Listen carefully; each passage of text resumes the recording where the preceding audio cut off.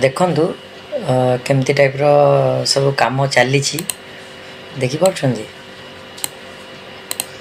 ଦେଖନ୍ତୁ ଏଇଟା ମେସିନ୍ସ ରହୁଛି, ବୁଝିପାରୁଛନ୍ତି। ଏଇଟା ରହୁଛି ଆମର ମେସିନ୍ସ। ଏଇଟା ମେସିନ୍ସରେ ଦେଖନ୍ତୁ ସେଠି ଗୋଟେ ଦେଖନ୍ତୁ ମର୍କୁଲି ବଲ୍ ଭଳିଆ ଦେଖୁଛନ୍ତି, ସେଇଟା ହିଁ ହେଉଛି ତା'ର ମେଟେରିଆଲ୍ ଯେଉଁଟାକି ଅଲରେଡ଼ି ପ୍ଲାଷ୍ଟିକ୍ର ମାନେ ଫାଷ୍ଟ ମେଟେରିଆଲ୍ରେ ତିଆରି କରାଯାଇଛି। ତାକୁ ରଖାଯିବ, ଥଣ୍ଡା କରାହେଲା ପରେ ସେଇଟା ସେମିତି କରାହେଇକି ପୁଣି ଗରମ କରାଯାଉଛି। ଦେଖିପାରୁଛନ୍ତି, ଗରମ କଲା ପରେ ଏଇଟା ପ୍ରେସ୍ ଦିଆହେଲା, ଏଇଠି ହିଟ୍ ଦିଆହେଉଛି ଉପରୁ, ଯାହାଫଳରେ ସେଇଟା ଫୁଲେଇବାରେ ସାହାଯ୍ୟ କରୁଛି। ଦେଖନ୍ତୁ ସେଇଠି ହେଲେ ଗରମ ହେଇକି ଆସୁଛି ଅଲରେଡ଼ି। ଦେଖନ୍ତୁ ସେଇଟା ଗରମ ହେଇକି ଆସିଥିଲା, ଏଥିରେ ଲକ୍ କରାଗଲା ଆଣ୍ଡ ୟା ଦେହରେ ପୁସ୍ କରାଗଲା, ଯେଉଁଟାକି ହିଟ୍ ହେଲା ପରେ ଅଲରେଡ଼ି ସେ ବଟଲ୍ରେ ପରିଣତ କରୁଛି। ଦେଖନ୍ତୁ ୟା ଭିତରେ ହିଟ୍ ହେଉଛି, ୟା ଭିତରେ ସବୁ ମର୍କୁଲି ବଲ୍ ଭଳିଆ ଯେଉଁ ଯାଉଛି ସବୁ ପ୍ଲାଷ୍ଟିକ୍ କଣ୍ଟେନର୍ର ରଟା ଏଇଟା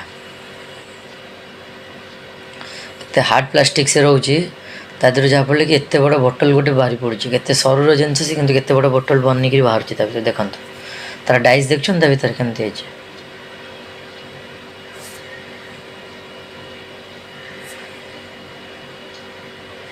ଲାଇକ୍ ସବସ୍କ୍ରାଇବ୍ କରନ୍ତୁ, ସେୟାର କରନ୍ତୁ, ଏମିତି ଆହୁରି ବହୁତ ନୂଆ ନୂଆ ଜିନିଷ ଦେଖିବାକୁ ମିଳିବ ଆପଣଙ୍କୁ। ଅଗରବତୀ ମେସିନ୍ସ ଉପରେ ଛଡ଼ାଯିବ, କେମିତି ମେସିନ୍ସରେ କାମ ହେଉଛି, ଅଗରବତୀ କେମିତି ତିଆରି କରାଯାଉଛି, ବମ୍ବୋ ଷ୍ଟିକ୍ କେମିତି ଲକ୍ କରାଯାଉଛି, ତା ଦେହରେ ସେଟ୍ କରାଯାଉଛି କେମିତି ବମ୍ବୋ ଷ୍ଟିକ୍କୁ।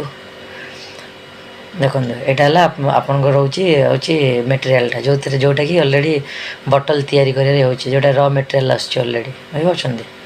ଏ ମେସିନ୍ସରେ ଲାଗିଲେ ଏଇଟା ବଟଲ୍ସରେ କନଭର୍ଟ ହେଉଛି। ସେ ସ୍ଲୋରେ ସେ ବୁଲୁଛି, ଦେଖନ୍ତୁ ତା ଭିତରେ ଯେଉଁଗୁଡ଼ା ସବୁ ଯାଉଛି ସେଗୁଡ଼ା ହିଟ୍ ହେଇକି ବାହାରକୁ ଆସୁଛି।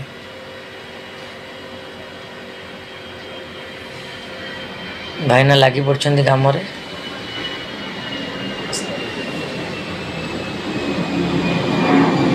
ନମ୍ବରରେ କଣ୍ଟାକ୍ଟ କରନ୍ତୁ, ଯେଉଁମାନଙ୍କର ଯଦି କିଛି କଣ୍ଟେନର୍ ଦରକାର, plastic container like phenyl bottles, 5 ଲିଟରିଆ ଜାର୍, ଗଙ୍ଗା ଜଳ କାମ କରିବା ପାଇଁ ବଟଲ୍ସ, ଏସବୁ ଆମେ ପ୍ରୋଭାଇଡ଼ କରୁଛୁ। ଦେଖିପାରିଲେ କେମିତି କାମ ରହୁଛି। ଏମିତି ରହୁଛି ଆମର ଇଣ୍ଡଷ୍ଟ୍ରି। ହଉ, ଦେଖାହେବା ପୁଣି। ଚାଲନ୍ତୁ, ଆପଣଙ୍କୁ ଆଉ ଗୋଟେ ଭିଡ଼ିଓସ୍ ପାଇଁ ୱେଟ୍ କରନ୍ତୁ। ନୂଆ ନୂଆ ଜିନିଷ ଦେଖିବା ପାଇଁକା ଆମ ଭିଡ଼ିଓକୁ ଲାଇକ୍, ସବସ୍କ୍ରାଇବ୍, ସେୟାର କରନ୍ତୁ।